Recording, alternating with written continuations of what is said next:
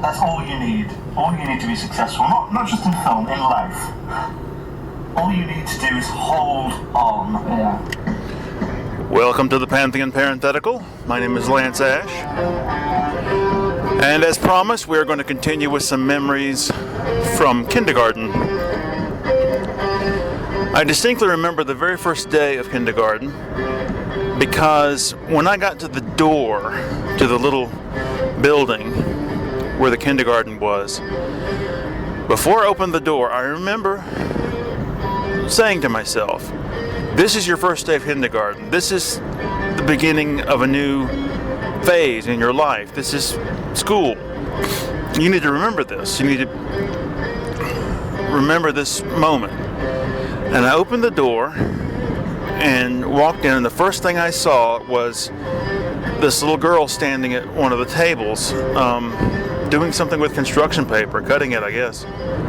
I just think it's very bizarre that a 4-year-old would have the presence of mind to think something like that. Another memory I have is this boy that would run up to you on the playground and say, he would start off by saying, "You want to fight?"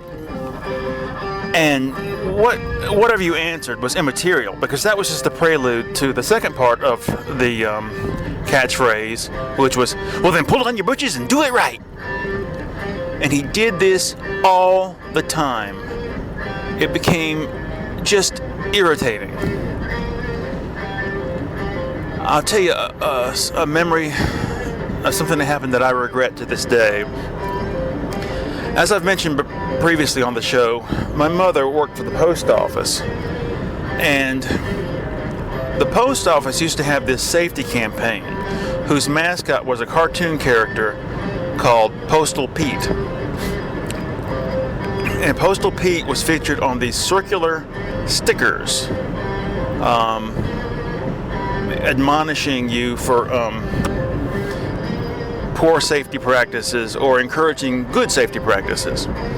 And she gave me a whole sheet of these stickers. The sheet was probably, 2 or 3 feet long. Anyway, I have an unfortunate penchant for showing off, and I insisted on taking the sheet of stickers to school to show the other kids. I don't know why. But I made a presentation, and the kids started asking me if they could have a sticker. And I wound up giving them all away. And I came home with the empty sheet.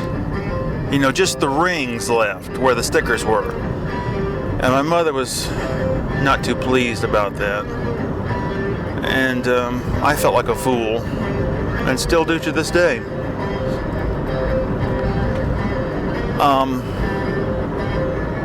Another memory,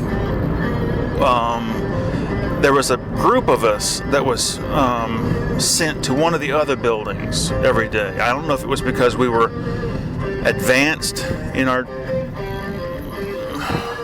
reading skills or remedial, probably advanced, I don't know. But we had to go to one of the other buildings every day. And this building was really a little house. It had, I don't know if it used to be somebody's residence or not, but anyway, there was a little bitty bathroom, a little single occupancy bathroom. And I would go to the bathroom every day, and there was a framed, one of the big artists in the big-eyed illustration craze of the late 60s, early 70s was an artist by the name of Kay Chin. And there was one of his framed pictures in the bathroom. And we had the tiger one, the baby tiger one at home. So this probably wasn't the tiger. This is probably the panda, or I can't remember. But anyway, that was interesting. I also remember that around the time of Easter, they told all of us to put our heads down on the desks and close our eyes because the Easter Bunny was going to come and pay us a visit. And I happened to be sitting next to the window, and I peeped out the window and saw an adult in a Easter Bunny costume hopping down from the next building towards ours. And this person came in and placed a little piece of candy by everybody's place, everybody's seat. Pretty creepy, knowing what was coming into the building, you know. And another thing I want to mention real quickly, my teacher, Mrs. Whitaker, taught me how to swing properly. Whereas, so that when you go forward on the swing, you put your legs out, and when you go back, you draw them in. And that brings us to the close of the episode. So I want to thank you very much for listening. Bye.